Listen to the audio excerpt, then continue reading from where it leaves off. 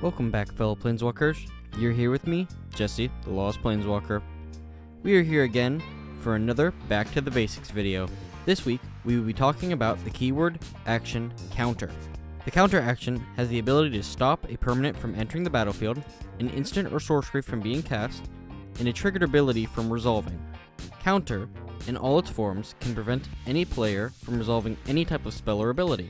Spells that are countered act as if they were never cast in the first place.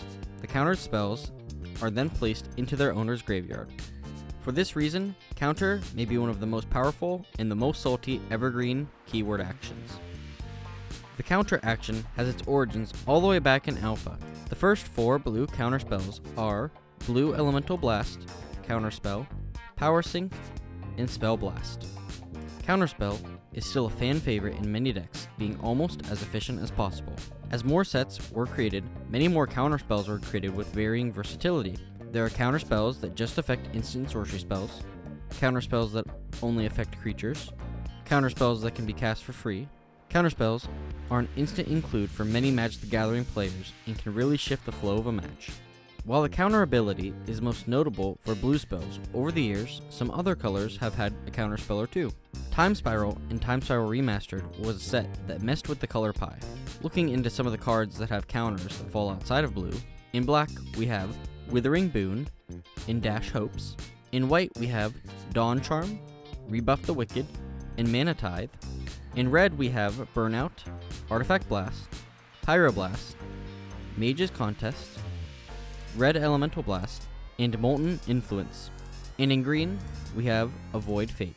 While there aren't many cards outside of blue that use the counter action, red has a specific distaste for blue spells. All of the red counter spells directly counter or destroy blue spells and permanents. This could be a fun way to build your next deck, knowing that someone you play with plays a lot of blue and or counter spells. With the large variation of blue counter spells, we have them falling into 2 categories: hard countering and soft countering.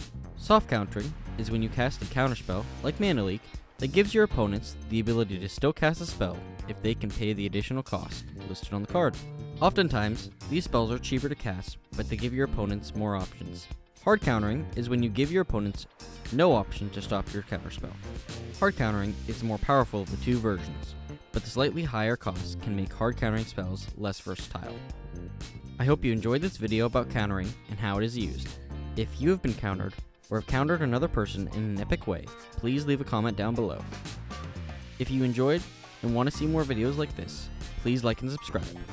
And as always, I'll see you later, Planeswalkers.